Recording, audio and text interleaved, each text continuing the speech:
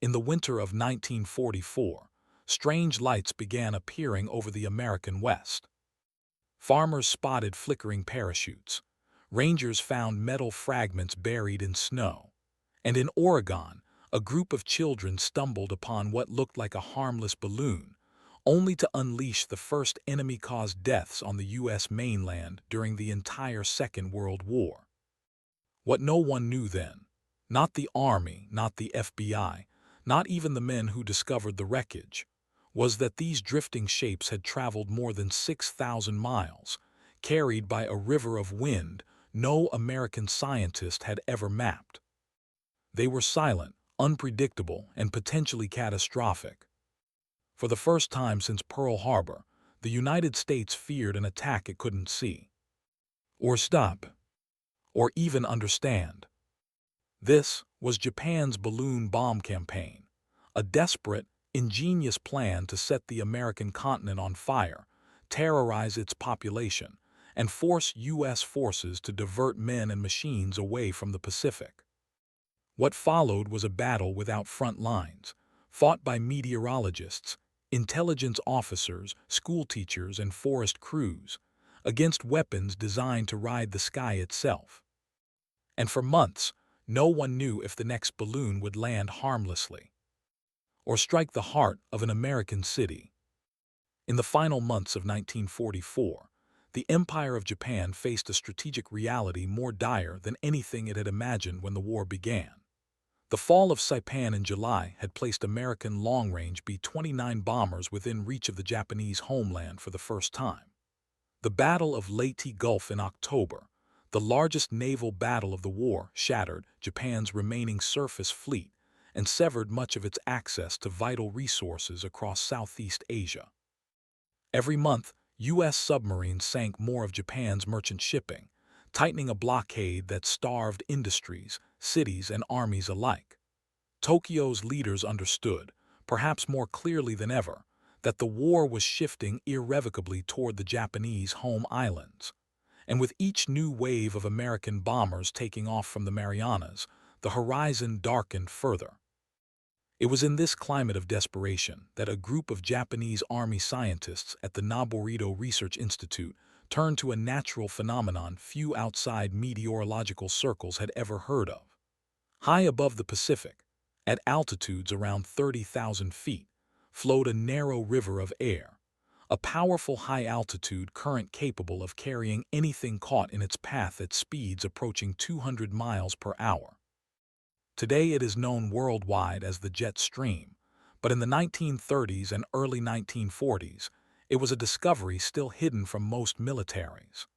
Japanese researchers, particularly meteorologist Wasaburo Oishi, had studied it for years. Yet its potential for long-range warfare remained largely theoretical, until Japan's situation grew desperate enough for bold, unconventional solutions. The concept that emerged from Noborito was unlike any weapon previously considered. A hydrogen-filled balloon, more than 30 feet in diameter, crafted from layers of handmade washi paper, sealed with vegetable-based paste, and engineered to be almost entirely automated. Suspended beneath it was a sophisticated ballast system, typically 70 or more small sandbags, each designed to drop when an onboard barometric altimeter sensed the balloon drifting too low. The mechanism allowed the craft to ride the fast-moving jet stream across the vast Pacific, maintaining altitude for days at a time. And carried alongside the sandbags was the payload: incendiary bombs intended to ignite American forests, or fragmentation charges meant to detonate upon landing. If the system worked, Japan could strike the continental United States directly, something no Axis nation had yet achieved on any meaningful scale. The strategy was psychological as much as physical. By sparking fires, sowing uncertainty, and forcing the U.S. to divert manpower to homeland defense, Japan hoped to offset the overwhelming American momentum in the Pacific. In a war now defined by imbalance, even a small disruption could feel like a lifeline. In November 1944, the first operational balloons rose from the sandy launch sites along Japan's eastern coast, from areas in Honshu such as Ichinomiya and Atsu. Teams worked quickly, often in winter winds, releasing hundreds of these silent weapons each month. Once airborne, the balloons climbed into the invisible current that had been flowing across the Pacific long before human beings ever recognized it. And as they drifted eastward, the United States soon began to notice strange, shimmering shapes in the sky, drifting objects with no markings, no engines, and no explanation. The world's first intercontinental weapons had arrived, and no one yet understood what they were. Winter in the northern Rockies was harsh in 1944. Snow blanketed the valleys of Wyoming and Montana, frost coating pine needles and farm fences alike. On the morning of November 29th, in the remote highlands of Lincoln County, Montana, a rancher named Mrs. Elsie Carlson noticed a strange object tangled in a grove of firs near her property. At first, she thought it was some discarded piece of machinery, carried down by wind or water. But as she approached, the enormity of the balloon became apparent. A massive, silvery envelope draped over the branches, with a strange framework of sandbags and metal canisters suspended beneath it. Curiosity warred with instinctive caution. Not far to the north, in British Columbia, loggers working deep in the forest stumbled upon similar objects. Schoolchildren walking home in Wyoming reported floating clouds stuck to the ground, and in small towns, letters came in describing odd, silent objects drifting through the sky, their shapes unsettling against the pale winter sun. Each sighting was dismissed at first as a freak weather phenomenon or the fallout of a natural storm, but patterns began to emerge.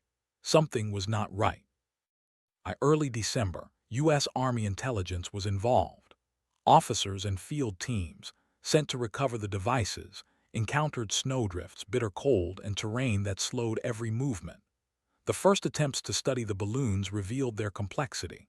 Suspended beneath the envelopes were sandbags rigged to release at precise altitudes, alongside small incendiary bombs and anti-personnel explosives. Barometric switches, delicate yet surprisingly sophisticated, controlled the drop of each load. The concept was nearly unprecedented. An entirely automated weapon designed to travel thousands of miles over an ocean, completely uncrewed. Initial theories ran the gamut. Could these be part of secret American meteorological tests gone awry? Propaganda experiments by enemy agents? Psychological warfare meant to startle civilians? Every suggestion came with equal parts doubt and alarm. When the FBI arrived to investigate, field agents were instructed to enforce strict secrecy, cordoning off discovery sites, collecting fragments, and moving them to military laboratories. Even the local sheriff and state officials were told to say nothing. Every recovered balloon became an object of intense scrutiny, often collected in freezing conditions with gloves, picks, and sleds, as frostbite threatened the unprepared. As technical analysis progressed, the unsettling truth became clear. These were weapons, not curiosities. The balloons carried incendiaries capable of sparking forest fires, as well as small anti-personnel bombs that could harm anyone too close. Each device's altitude-triggered release system was designed to maintain the balloon's flight across the Pacific, releasing sandbags and payloads automatically to keep it aloft. Japan had found a way to strike American soil directly, bypassing naval and air defenses entirely. The revelation sent ripples of fear through military planning circles. If Japan could deliver explosives in this way, the question arose: biological agents, chemical warfare, even more destructive payloads, were they next? Yet public knowledge of the threat had to be contained. The War Department imposed an immediate press blackout. Newspapers, radio stations, and even local officials were warned. Any mention of the balloons was prohibited. Silence was the strategy, designed to prevent panic. But silence carried its own danger. Citizens walked through forests and fields unaware, sometimes brushing against deadly mechanisms. Ranchers, loggers, and children encountered what they could not comprehend, left only with confusion and unease. The nation's first brush with intercontinental assault had arrived quietly, in the snow, leaving Americans to wonder at the strange objects that seemed to fall from the sky, and the invisible hand of war reaching farther than anyone had imagined. Spring in 1945 had arrived in Oregon with a delicate, almost fragile calm. Sunlight filtered through the evergreens surrounding Bly, casting long shadows across the forest floor. Birds trilled between branches, and a cool breeze stirred the last remnants of winter in the soft undergrowth. For the residents of this small, rural community, life was measured by the slow rhythm of farm chores, church services, and school routines. The war in Europe and the Pacific felt distant, abstract, a conflict carried by radio broadcasts and grainy photographs, not something that touched the land beneath their feet. On the morning of May 5th, Reverend Archie Mitchell, his pregnant wife Elsie, and a group of Sunday school children ventured into a forest clearing near the edge of town.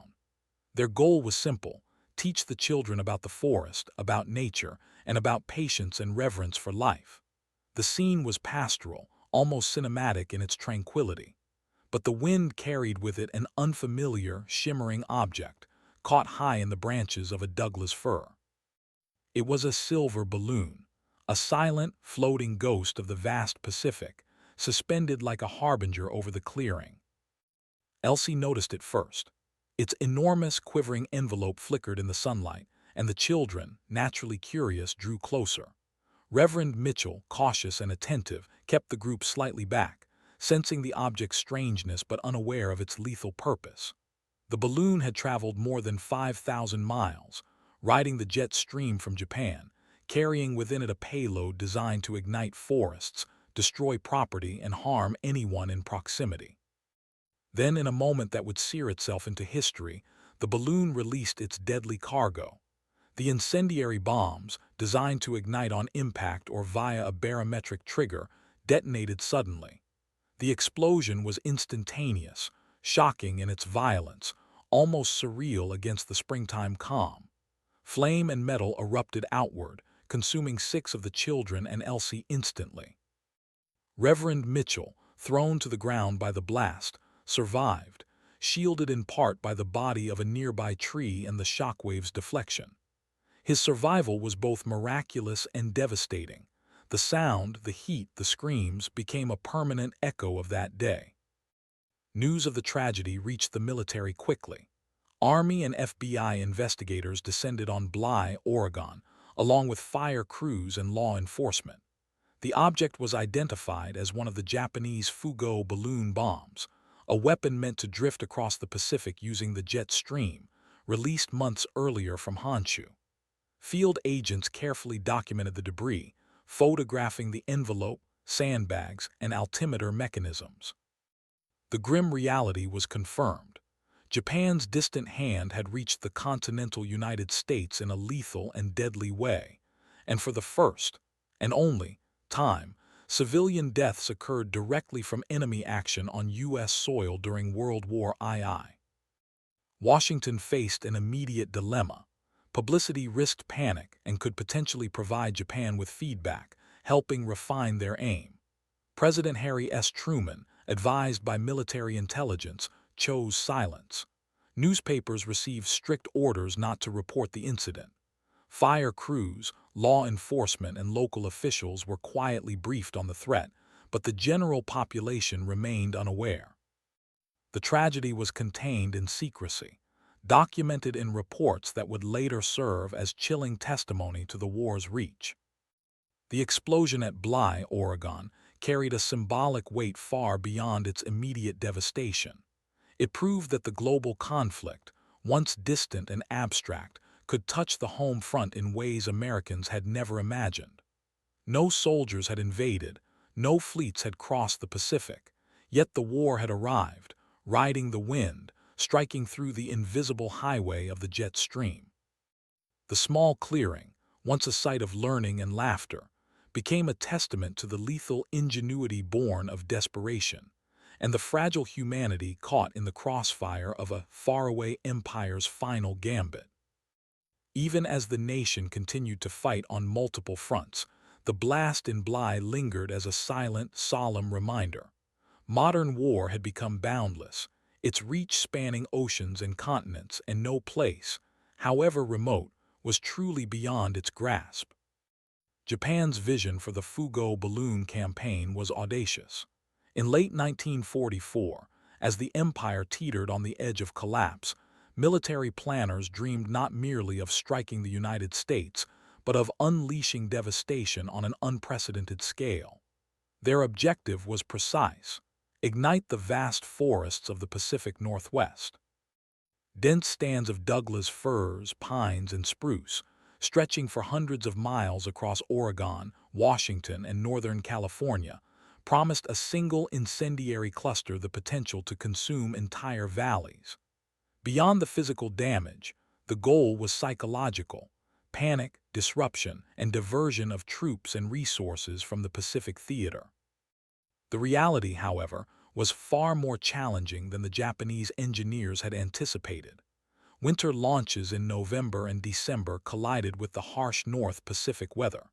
Snowpack buried forest floors, rendering fires difficult to start, while rain and freezing temperatures often dampened fuses before the incendiaries could ignite. Balloons themselves were fragile. The delicate washi paper, stitched and pasted by hand, sometimes split under turbulent jet stream winds or was torn by sudden storms. Many never reached American soil, drifting harmlessly into the ocean, swallowed by the vast expanse of Pacific waters they had so effortlessly crossed. As the first balloons began arriving in the United States, alarm rippled quietly through military and civil circles. The War Department initiated a classified response, bringing together foresters, local firefighters, and specialized Army units. Air patrols, later designated under the codename Operation Firefly, scoured the skies, scanning for suspicious objects and ready to respond to any incendiary threat.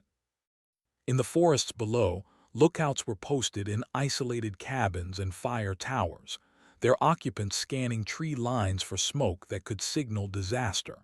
Precautions were painstaking and unrelenting. Meteorologists at NOAA, along with Army weather units, began mapping the jet stream over North America in unprecedented detail. These early studies, conducted under wartime urgency, were the first comprehensive examinations of high-altitude air currents in U.S. history. Scientists analyzed how wind speeds, direction, and seasonal changes could affect balloon trajectories. Meanwhile, military intelligence, working from decrypted Japanese radio communications, monitored launch frequencies and payload patterns. By late winter, analysts estimated hundreds of balloons had already been released from Honshu and Hokkaido, drifting slowly toward American forests. By spring, concern escalated. U.S. leadership, though publicly calm, understood the stakes. One successful cluster of incendiaries during the dry summer months could devastate thousands of acres, destroy property, and challenge the nation's already stretched firefighting capabilities. Internal memos reveal private panic at the potential for widespread catastrophe, tempered only by cautious optimism that winter storms and snowpack would blunt the threat. By the summer of 1945, the campaign had collapsed almost entirely. Hydrogen shortages slowed balloon production, American B-29 raids devastated launch facilities, and the weather proved relentless. Even when balloons arrived intact, forests were wet, fuses malfunctioned, and many incendiaries failed to ignite.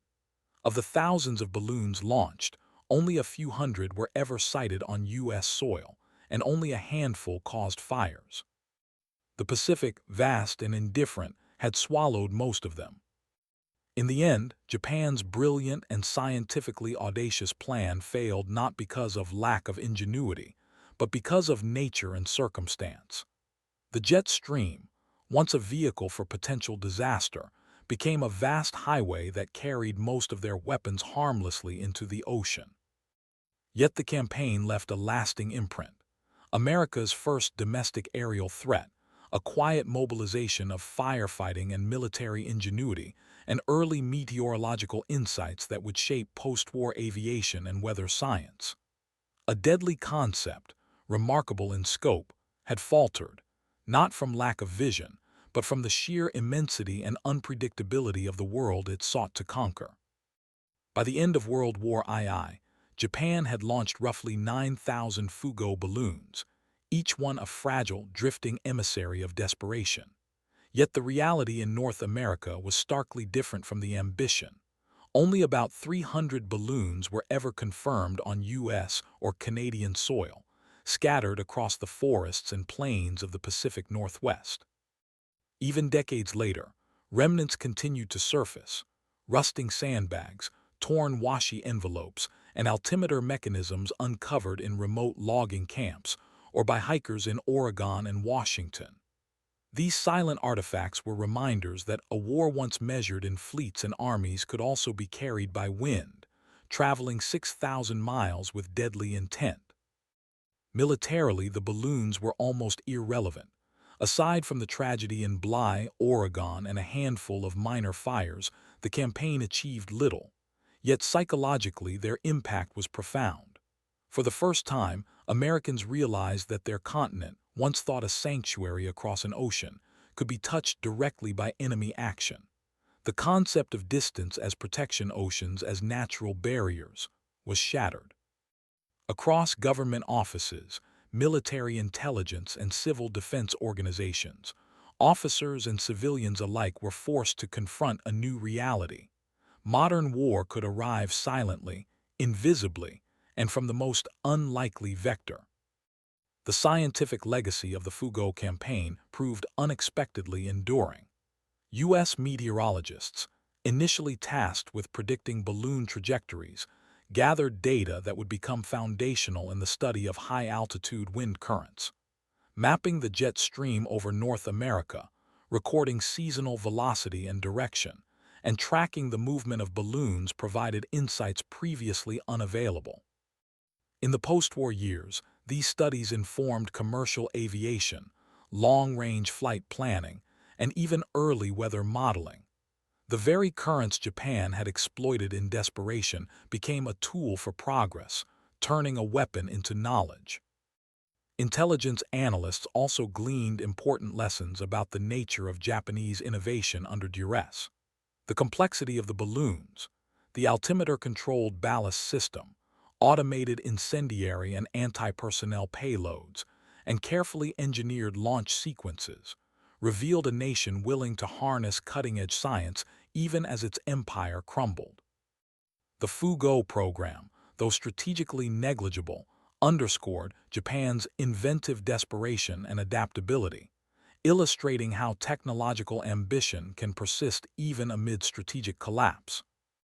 Yet amid strategy, science, and military analysis, the human legacy endured most vividly. Memorials in Bly, Oregon, honor the 6 children and Elsie Mitchell, the only civilians killed by enemy action on the continental United States during World War II. In forests across the Pacific Northwest, hikers and foresters occasionally stumble upon fragments of balloons, rusted metal, or carefully preserved sandbags, a tactile echo of a war that seemed impossibly distant yet arrived with lethal subtlety. The Fugo campaign reminds us of the strange, sometimes invisible ways that technology can reshape warfare, fear, and history. America fought a war where danger did not always arrive in tanks, planes, or ships. Sometimes it drifted silently on the jet stream, carried by wind across oceans, indifferent to borders and distance. And while the balloons failed to ignite the forests Japan had hoped to burn, they left a permanent mark on science, strategy, and memory. A reminder that even the smallest, most unassuming tools can leave echoes that last for generations.